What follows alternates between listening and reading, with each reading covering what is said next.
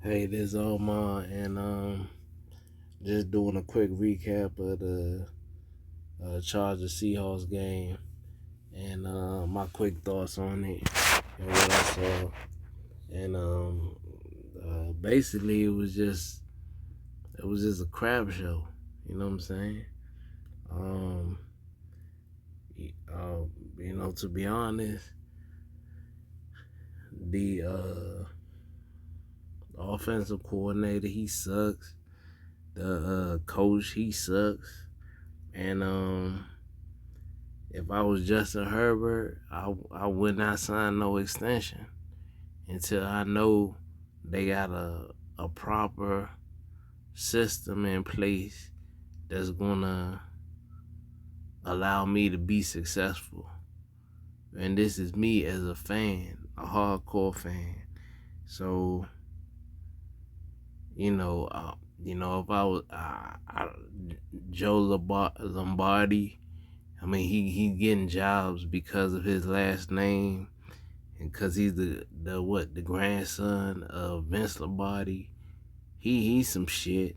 Um, everybody see it, everybody know it, and week to week we see examples of how vanilla this offense is, and how they are allowing a opportunity of a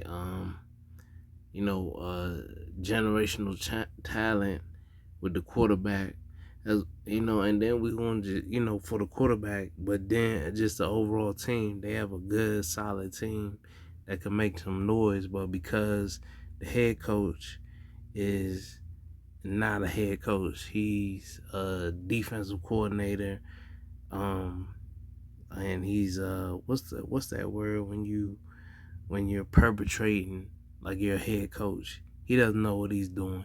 Clearly, every week to week, and it's more evident. They said that he's he got this job because he sold them. Well, he scammed them, saying that he was a defensive guru, even though he had Aaron Donald and for the Rams.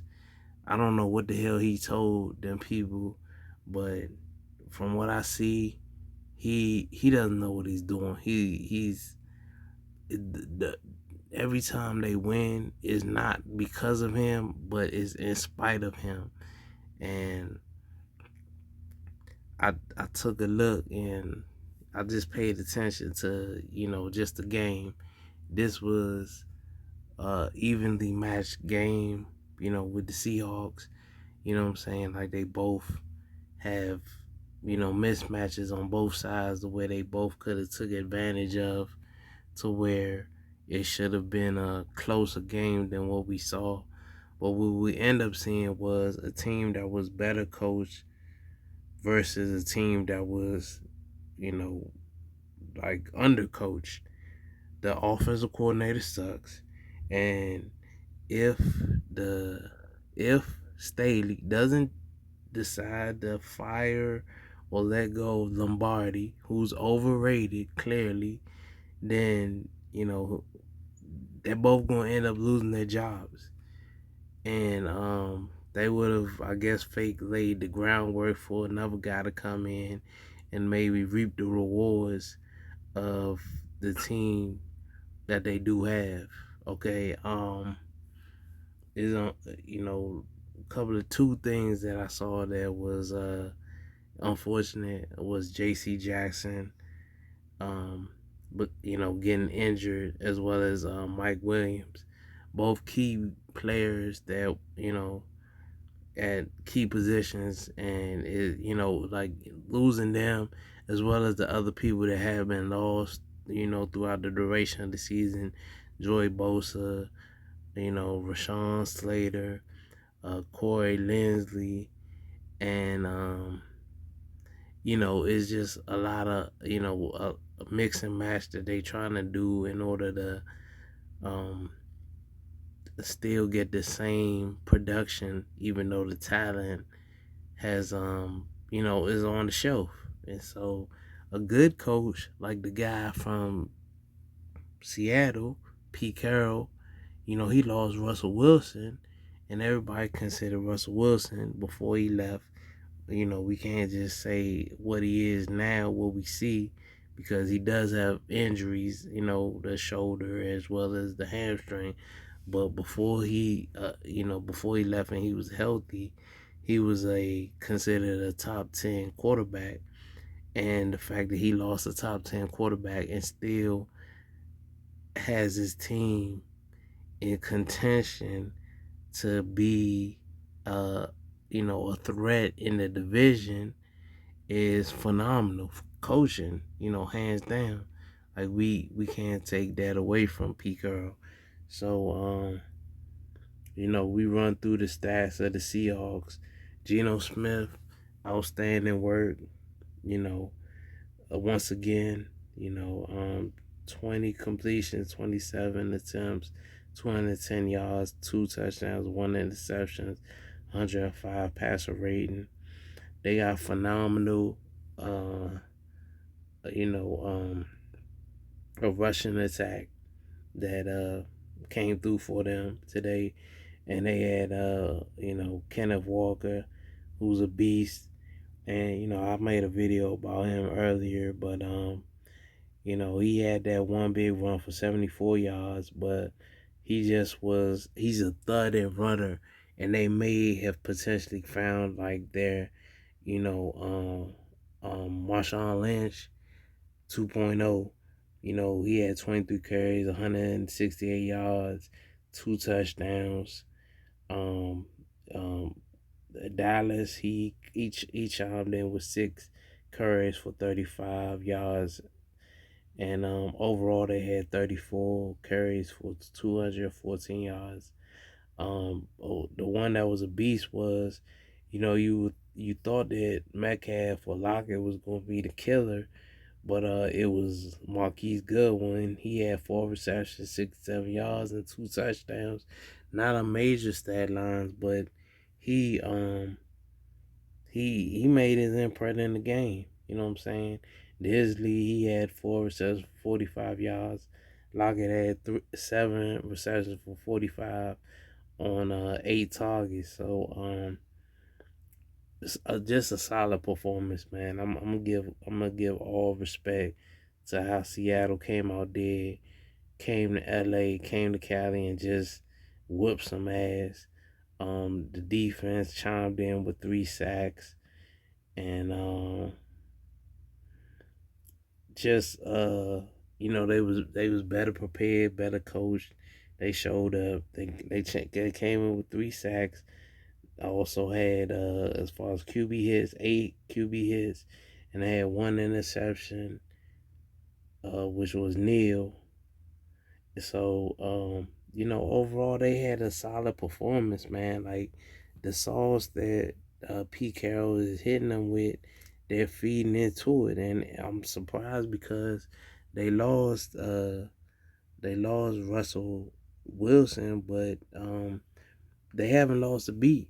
You know what I'm saying? And they're in a better position in a division where that is winnable because of just the fact that the Rams' offensive line ain't up to par, and San Francisco, they have a solid defense, but their offense is hit or miss depending from week to week. Arizona is solid on the offensive side, and the defense can be you know it can come today and then like it was on Thursday, but then another week they can give up 30 points. So they find themselves in a very advantageous position, and much respect. What I'm saying? Pete Carroll definitely should get credit for coach of the year. Hopefully people give him his props and recognize the job that he's done. It's phenomenal job. As far as that, third down conversions, they was 5 of 19, and that's another reason why they were able to move the sticks, wasn't getting off the field and moving the chains. They was even getting touchdowns or field goals. So like I said, they played a great game. You got to give them a lot of kudos.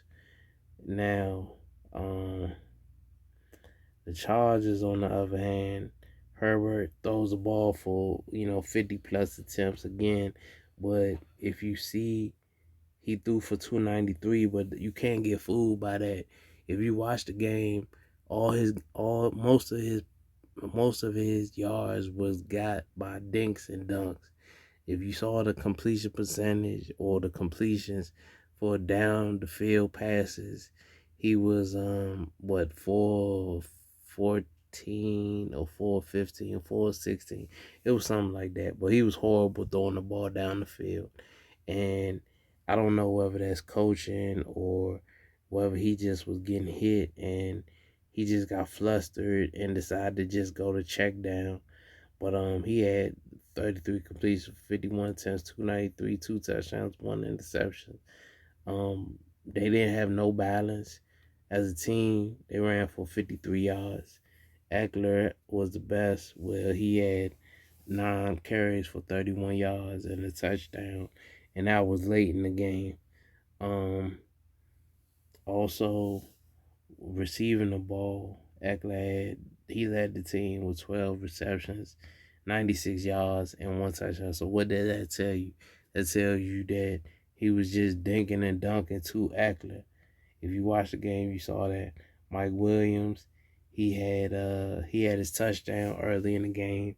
He had 7 receptions for 86 yards, a touchdown off 9 targets, and that was a solid game for him. Everett had a solid game as well, 5 receptions, 3 yards on 9 targets. But after that, nobody else contributed. Keenan Allen had, he finally came back off an injury. He had 2 catches for 11 yards off and on for 2 targets. So you scroll down and you go to the defense. The defense had 2 sacks. Yeah, Fox, they got 1 sack, and Johnson had 1 sack. Quote QB hits. It was only 4 QB hits, and they got 1 interception. But just overall, Seattle was just in command of this game from start to finish. Chargers is a horrible home team, and I don't know how that's going to improve going forward. I mean, I thought that they had high hopes to be a team that was, vying for a top spot in the AFC. But after this performance, it reminds me of this Jacksonville performance, lack of preparation, and just like I said, the coach is just he's a coach that doesn't need. He's a coordinator. He's not a coach. You know what I'm saying? There's a difference. You see the New York Giants guy, Dabo, he's a coach. You see what I'm saying? You see a big difference in how he's made his imprint on that offense. You know what I'm saying? He actually got Daniel Jones looking solid. Like they are actually a solid team. But that, you know unbeknownst to me, like I'm seeing them as possibly vying for a playoff position. You know what I'm saying? At first, it was the AFC West potentially having 3 people going to the playoffs, but after through the weeks thus far, um, it's flip flop. The NFC East definitely has potentially 3 people that could go to the playoffs. You know what I'm saying? Especially since Green Bay is not looking like the team that everybody thought they would be and whatnot. So, um, I'm thinking that, like I said earlier, Justin Herbert, if you smart and your agent is paying attention, do not re-sign with them people unless they get rid of the coach. Period. You gotta look at your best interest, and your best interest to be successful as far as going forward is not in this offense. This offense is hindering you and is making you look ordinary. You feel me? Like I'm seeing him, and he's looking like a dink and dunk quarterback, even though he has the tools to be a guy that could push the ball up the field, and he's more versatile than what this offense is allowing him to be, and so it's either go this bye week, you go and say, look, you gonna even have to get rid of that offense coordinator, and we gonna have to switch things up because this is unacceptable for the talent that this team possesses. They should not be getting beat by where it's a 20-point lead and they're the home team. That's like unacceptable. And somebody needs to, address that. And so that's why I say I would not sign no extension until they address that. Until they get an offense that caters to him to where, it makes them, where he's what's the word? Like, you're able to excel. You put you in a position where you're able to excel. And this offense ain't it. Joe Lombardi is living off his granddad's name, and it's a travesty that he's gonna continue to get jobs because of that. But he doesn't know shit about football. I call a better game playing Madden. And there's plenty of people that probably can call a better game doing, what I just said, playing Madden or whatever. That dude don't know nothing. Dinking and dunking with Justin Herbert. The only one throw the ball to Eckler. Never wants to, like open it up, throw the ball down the field a few times. Like, this is ridiculous. And you're seeing it from week to week. They're going to lose another season of the talent that this team has, and there's gonna be some guys that's on this roster, and they're gonna be like, they don't even want to play with this roster because they see that the coach doesn't know what he's doing. And there's a lot of coaches out there that's lurking. Sean Payton, and I hope he's vying for these positions. There's he got some openings that's going to become available that he's going to be able to capitalize in, because this guy don't know what he's doing. And like I said, I'm gonna stand 10 toes down on it. And you know it's I don't even know how to tie it up in a bow, but it was just a crap show at the end of the day. It was just a big load of crap that we saw. And like, and if you was even a betting dude, you better not go with them. If you see the Chargers is favored by 5 points or more, I would go the other way, because clearly each time they've been favored that heavy, the other team has won, and they won convincingly.